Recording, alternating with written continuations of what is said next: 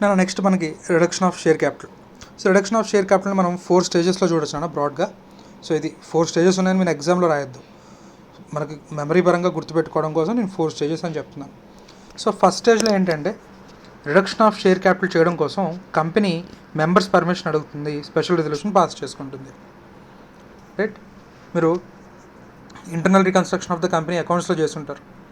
Right, almost all మనకి దానికి సంబంధించిన థియరీ పార్ట్ చదువుతున్నాం మనం ఇక్కడ. ఇంటర్నల్ రికన్స్ట్రక్షన్కి సంబంధించిన ప్రాబ్లమ్స్ మీరు అక్కడ చేస్తుంటారు, దాని వెనకాల బ్యాక్గ్రౌండ్ జరిగేది మనం ఇక్కడ చదువుతున్నాం. సో ఫస్ట్ ఇంటర్నల్గా స్పెషల్ రిజల్యూషన్ పాస్ చేసుకుంటుంది కంపెనీ. స్పెషల్ రిజల్యూషన్ పాస్ చేసుకున్న తర్వాత ట్రైబ్యునల్ పర్మిషన్ తీసుకోవాలి. సో ట్రైబ్యునల్ పర్మిషన్ తీసుకోవడం కోసం RSC 1 reduction of share form number RSC 1 5,000 rupees pay చేసి ట్రైబ్యునల్కి అప్లై చేసుకుంటుంది.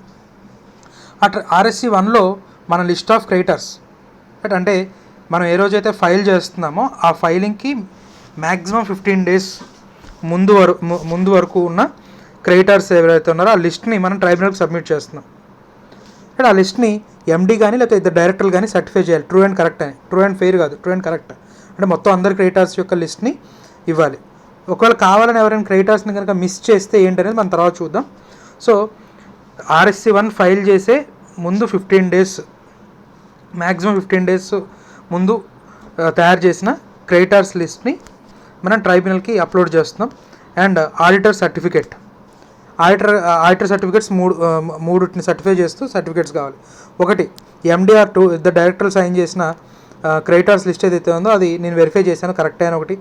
తర్వాత డిపాజిట్స్ మీద ఇంట్రెస్ట్ కానీ ప్రిన్సిపల్ కానీ రీపేమెంట్లో ఎటువంటి డిఫాల్ట్ లేదని చెప్పి ఒక సర్టిఫికేషన్. అలాగే reduction of share capital accounting treatment right accounting standards ప్రకారమే ఉంది అని చెప్తూ ఆడిటర్ సర్టిఫై చేయాలి. రైట్, ఆ సర్టిఫికేట్స్ని అన్నింటినీ కూడా మనం ట్రైబ్యునల్కి అప్లై చేస్తాం.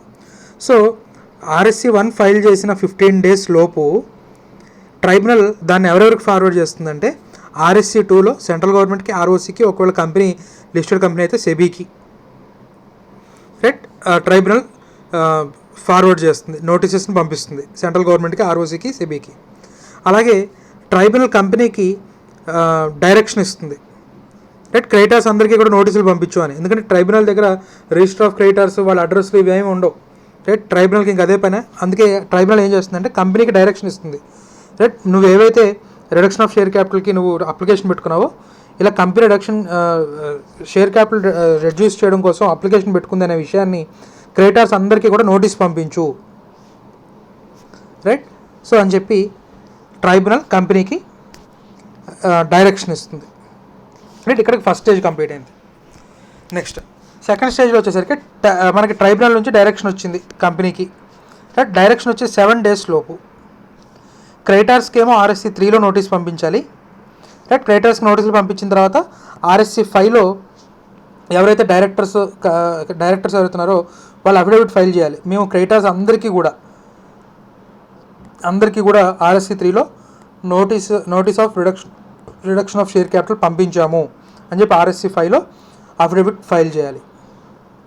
రైట్, అలాగే ట్రైబ్యునల్ న్యూస్ పేపర్లో ప్రింట్ చేయమని కూడా గైడ్ చేస్తుంది, డైరెక్షన్ ఇస్తుంది. సో RSC 4లో ఇంగ్లీష్ న్యూస్ పేపర్ ఒకటి, వెర్నాక్యులర్ పేపర్ ఒకటి.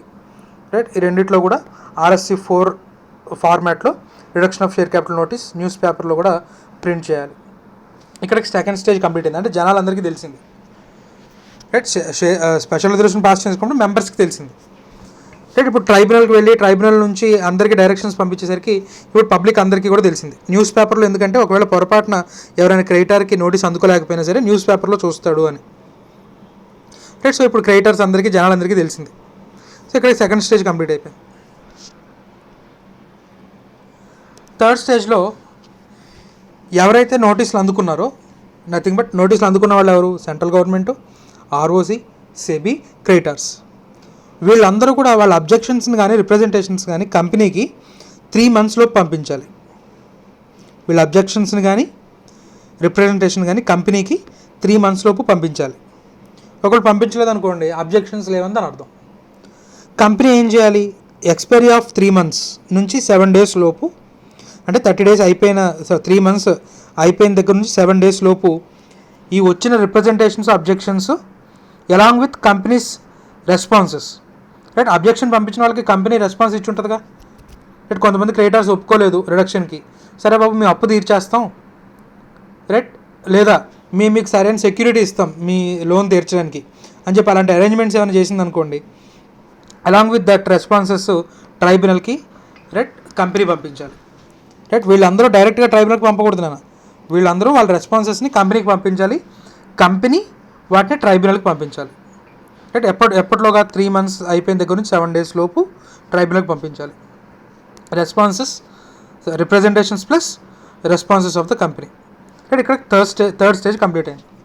సో ఇప్పుడు ఆఫ్టర్ హియరింగ్, ఇప్పుడు ట్రైబ్యునల్ వీళ్ళందరి వాదనలు వింది, కంపెనీ వాదనలు వింది, క్రెడిటర్స్, ఆర్ఓసి వీళ్ళందరి వాదనలు వింది.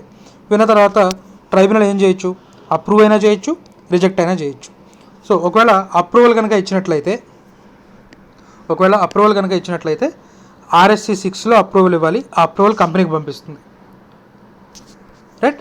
సో RSC 6 అనేది నథింగ్ బట్ కోర్టు ట్రైబ్యునల్ తన కాపీని సంతకం చేసి, రైట్, ఎవరైతే జడ్జిమెంట్ ఇచ్చారో, రైట్, ఆయన సైన్ చేస్తారు, ట్రూ కాపీ పంపిస్తారు. సో ఆ ట్రూ కాపీని కంపెనీకి పంపిస్తున్నాం. RSC 6 అది RSC 6 ఫార్మాట్లో ఇస్తున్నాం. RSC 6 ఫార్మాట్ కంపెనీకి వెళ్తుంది, కంపెనీ దాన్ని ROCకి ఫైల్ చేస్తాడు. రైట్. ROC ఆ సర్టిఫికేట్ని రిజిస్టర్ చేసుకొని రిడక్షన్ ఆఫ్ షేర్ క్యాపిటల్కి, రైట్, సర్టిఫికేట్ ఇస్తుంది ROC. రైట్. ఫ్రెష్ సర్టిఫికేట్ ఎందుకంటే మరి కంపెనీ నేమ్ని ట్రైబ్యునల్ పర్మిషన్ ఇచ్చినప్పుడు కొన్ని కండిషన్స్ పెట్టచ్చు. అందులో మీకు బాగా తెలిసిన కండిషన్ అండ్ రెడ్యూస్డ్ అని యాడ్ చేసుకోవాలి కంపెనీ నేమ్లో. రైట్. మరి కంపెనీ నేమ్ మరి మారాలి కదా, రైట్, కంపెనీ నేమ్ చివరి మరి అండ్ రెడ్యూస్డ్ అని వస్తుంది కదా, రైట్. సో ఆ కండిషన్స్ అన్నింటినీ స్పెసిఫై చేస్తూ కొత్త సర్టిఫికేట్ RSC 7లో, రైట్, ROC అనేది సబ్మిట్ చేస్తాడు, ఇష్యూ చేస్తాడు. సో ఒకవేళ మేనేజ్మెంట్ ఆర్ ఆఫీసర్ కనుక క్రెడిటార్స్కి నోటీసులు పంపించడంలో, అంటే కొంతమంది క్రెడిటర్స్ ఖచ్చితంగా అబ్జెక్ట్ చేస్తారని తెలుసు, అలా అబ్జెక్ట్ చేస్తారని క్రెడిటర్స్ని కావాలని తప్పించారనుకోండి, రైట్, అంటే నథింగ్ బట్ ఈ నోటీసులు పంపించాలి క్రెడిటర్స్కి, రైట్. అటువంటి వాళ్ళు ఎవరైతే ఉన్నారో తెలిసి కావాలని కొంతమంది డెటార్స్ని లిస్టులో తీశారు, క్రెడిటర్స్ని లిస్టులో తీసేశారు, రైట్, కొంతమంది క్రెడిటర్స్ని లిస్టులో తీసేశారు, లేదా క్రెడిటర్స్కి నోటీసులు పంపించలేదు. అలాంటి వాళ్ళకి, రైట్, సెక్షన్ 447 కింద పనిష్మెంట్ పడుతుంది. అలాగే న్యూస్ పేపర్లో ప్రింట్ చేయలేదనుకోండి, న్యూస్ పేపర్లో ప్రింట్ చేయడానికి ఫెయిల్ అయ్యారు, right, company minimum fine 5 lakhs, maximum 25 lakhs rupees fine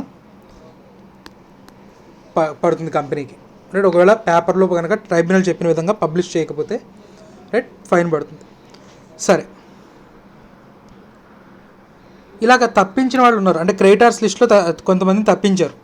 ఇప్పుడు వాళ్ళకి కంపెనీ డిఫాల్ట్ చేసింది పేమెంట్ చేయడంలో, క్రెడిటార్స్కి పేమెంట్ చేయడంలో డిఫాల్ట్ అయింది. ఎవరికి? క్రెడిటార్స్ లిస్టులోంచి తప్పించిన వాళ్ళకి. సో అటువంటప్పుడు మరి పరిస్థితి ఏంటి అంటే, రిడక్షన్ అయ్యే రోజు, అంటే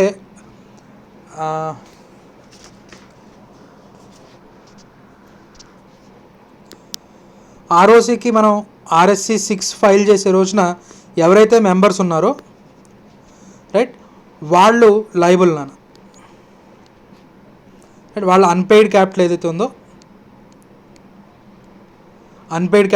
అంతవరకు లైబుల్, రైట్. సో మెంబర్స్ ఆ రోజున ఎవరైతే ఉన్నారో, RSC 6 ఫైల్ చేసే రోజుకి మెంబర్స్ ఎవరైతే ఉన్నారో వాళ్ళ అన్పెయిడ్ షేర్ క్యాపిటల్ ఏదైతే ఉందో, రైట్, దాని వరకు మాత్రం members liable. So to that effect, అంటే ఎంతమంది అలా క్రెడిటర్స్ అయితే తప్పించారో ఎంత అమౌంటో చూస్తారు.